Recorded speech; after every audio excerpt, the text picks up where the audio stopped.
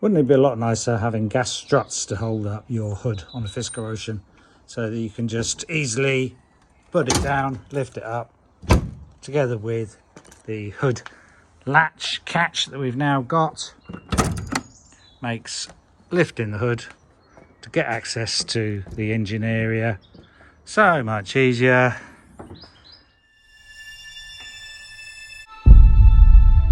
And a lot safer than that original catch, which was just on one side. And you can see I bent the piece of metal out of the way, so it's never going to operate again. These are the struts installed with the brackets, 2 bolts securing it to the hood, one original one, one new one, a couple of bolts down here onto this cross member. That one is coincidence with a bit of a hole in the metal, so I had to put a large washer behind it to secure it and clamp it next to the piece of metal. That one's a new hole, so that secures it fine. Same arrangement the other side, and yeah, securely held up. Doesn't need quite a firm push to put down because they're quite strong struts, so there's no danger of it falling on your head. The other thing it does mean is that when you're lifting it, it's okay, it's about balanced in that position, and you can see under the bonnet there the way that they operate. They go to pretty much nearly fully compressed position when the bonnet closes, and fully extended when the bonnet is open, which means you can easily undo these bolts and there's no danger of that flying out anymore, because that's pretty much the fully expanded position of the strut. Same the other side as well, so no risk of injury, and it makes it easier to fit because you haven't got to try and compress the struts in order to fit them. Same the other side as well. Let's just look at that. Compresses pretty much fully, maybe half a centimetre or so left out of the compression, hardly any. So yeah, it's a nice position to be in. Only tried one other position before that, which wasn't successful, so yeah, there's an extra hole there that I've drilled. So fortunately, yeah, I've tried out the best position to fit it, which means you don't have to. If you just follow the positioning that I've got mine. Let me have some close up, just showing where those are, one side and the other. Hopefully it'll give you enough guidance. And if you use the same brackets that I got, as I say again, look in the video description for buying links. They're slightly offset in terms of the shape of the bracket. That one's marked L for left, that one's marked R, that one's marked L, and that one is marked R. So if you follow that setup with that orientation of bracket and strut, you should be good to go.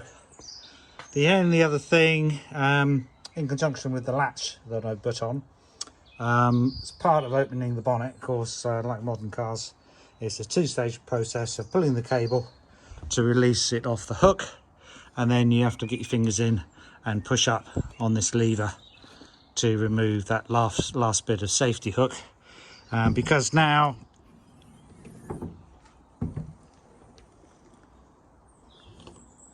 the bonnet, I think, even though it seems balanced there might be a little bit of desire to move upwards on its behalf. So when I release the bonnet and you try and push up the manual handle, sometimes it's a little bit tricky, and so what you have to do is push down, so push down with the other hand on the badge, because otherwise it gets a little bit caught. I'll tell you why. So you push down with the other hand, it's a lot easier. It's because this hook has got a slight incline on the slope there, so if there's any sort of force pushing this bonnet up, the little bar that it's trying to get out of is in this sort of position, and it just can't well, in fact this hook just can't move past the bar.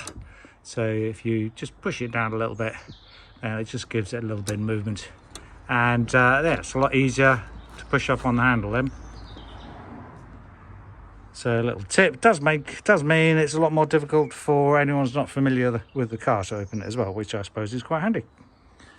So yeah, it only took me, I don't know, an hour or so wasn't actually too difficult a job in the end. Most difficult bit was drilling the holes. The metal is surprisingly strong, especially in the hood. Is that on my bits were a bit blunt. I'd recommend using cobalt bits, which is what I had. Normally they're nice and hard, good for drilling through stainless steel, but I think it might be going a bit blunt. And I had a pack of some M8 bolts and nuts and washers, which is worth keeping in your garage for jobs like this. So yeah, you can see it here, fairly sort of long ones. It's miles off the surface of the hood, or bonnet as we say in the UK, but that doesn't really matter too much. And yeah, make sure your nuts and bolts are done up tight. Just showing you what I've done on mine. And so if you do it, you accept full responsibility for any safety implications for it. Don't go trying to sue me or blame me for any consequent damage. I don't think there will be. Same with the catch as well. I think personally that it's as strong as any OEM manufacturer type fitting, but you accept full responsibility for doing it and use your common sense, and yeah, check on it every year or so to make sure it's all still fit for purpose. So I hope that's useful for somebody. Certainly makes opening and closing the bonnet a lot easier and a lot less risky as well, because especially if you take it to a garage, you haven't got the risk of somebody bending your bonnet when they push it down. So this is the Freelander Bonnet gas strut. That's those ball joints with brackets attached that I've just bought. That's the bracket. That's the ball, 10mm end, and you fit it just by getting a screwdriver in under there, and I don't know if I can do it one-handed, and you just lever that up. So I can't do one-handed because I'm holding the camera, but anyhow, lever that spring clip up and push it that way, then you'll have enough clearance in there to insert the ball. When you're drilling these holes for the top bolts, make sure you put a piece of wood behind, because the drill will suddenly break through the metal, and what you don't want to do is make a dent in your top of your hood or bonnet. And start off with a small pilot drill, pilot hole, work up slowly up to an in-between size drill bit, and then up to an 8mm bit. I would recommend cobalt drills because it's surprisingly hard, a lot of this metal. Is that on my bits are a bit blunt. Also put some sort of cloth over your engine bay to try and pick up some of the metal shavings that will come off while you're drilling. So there's only one minor-ish problem that needs sorting now, and that is because the struts are relatively strong, and these cross members go quite a long way. They're not weak, but probably could have been stronger. And you can see when you push down on the bonnet, there's a little tiny flex in it, and because this cross member is connected to the wing, it pulls that wing down just a fraction. You might just see that.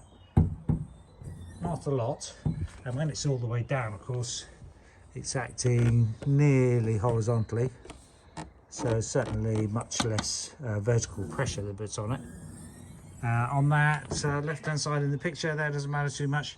This one's a bit more significant. You can see, look it down, you can see it starting to flex the wing a little bit, and it does push down that cross member noticeably more, even though again, when it's all the way down, then it's, well, nearly horizontal, but not quite. But it does get a little bit noticeable when you look on the outside when the hood is closed. There's a bit of an uplift here with respect to the wing. It does disappear a little bit if you push it, but I think what I need to do is put a bit of support under that cross member to bring this wing up to the level that it was previously. Slight effect there as well, and be nice to have that hood a little bit lower, but it's pretty much what it was originally. So let's see if we can support the wing a bit more. So you'll notice under the bottom of this support there's the battery mounting bar, which is very securely mounted. There's a little hole in the side that we can mount to. There's our bolt for our gas strut. So I think we'll probably use something like this piece of metal. It's always useful having a pile of old bits of metal and all sorts that'll come in handy. These sort of bits of metal used to be earthing struts for old-fashioned car radios. So I think I could probably bolt that on there, put a 90-degree bend in it, drill a hole so the bolt goes through it, and use that as a support piece. Might even make it U-shaped to have it double thickness going down the other side. So I'll try and do that. Or another option I found this piece of metal which I just twisted by 90 degrees in a vise and a pair of grips, and because I think I can bolt that onto there, and maybe with the right hole unbolt this, and that we're going through this piece of metal first, which will then provide much more direct support for the force that's coming from the gas strut. So now with that support bracket, you'll see now when I push down on the bonnet, no movement at all in the wing or fender.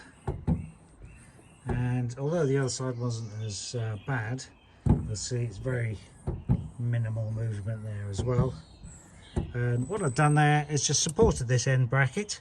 Now it's going to sound a bit bodgy, but actually works very well. Is a piece of wood down onto the structure of the car, and it can squeeze in between that bit of trunking around there. That's not going to go anywhere. This piece of wood is actually a bit of tree branch that I cut down a few months ago from a laurel tree, nice and strong hardwood. And the hole that I previously drilled testing out positions for this bracket can be just the right position, just for putting a retaining screw through the wood to hold it, and that's not going anywhere. What I will do is spray that black so it looks like it's part of the car. But that does a good job holding both of those sides. Quick note, this of course is a right-hand drive car because it's from the UK. I've seen the US ones left-hand drive, same for Europe as well. The battery position is swapped over, and I think these cross members are effectively swapped, different shape. Not literally the same part swapped over, but a similar sort of shape. That shape is used on that side and vice versa. So probably you can use this same arrangement, but of course on the other side where your battery is located. And let's just see how the wing or fender alignment lines up now.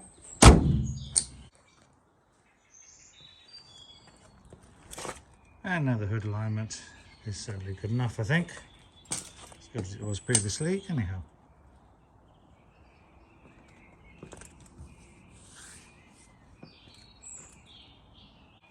No guarantees or warranties implied. Of course, this is just a story of what I've done on mine, and I hope it helps other people. And if you like that idea, please thumbs up on the video. It does help my channel. And if you want to see some other videos on fixing things DIY, or some ideas and fixes on the Fisker Ocean, then please subscribe. Click on the bell icon to be notified of future videos. Okay, thanks for watching. Good luck with yours. Thanks. Bye.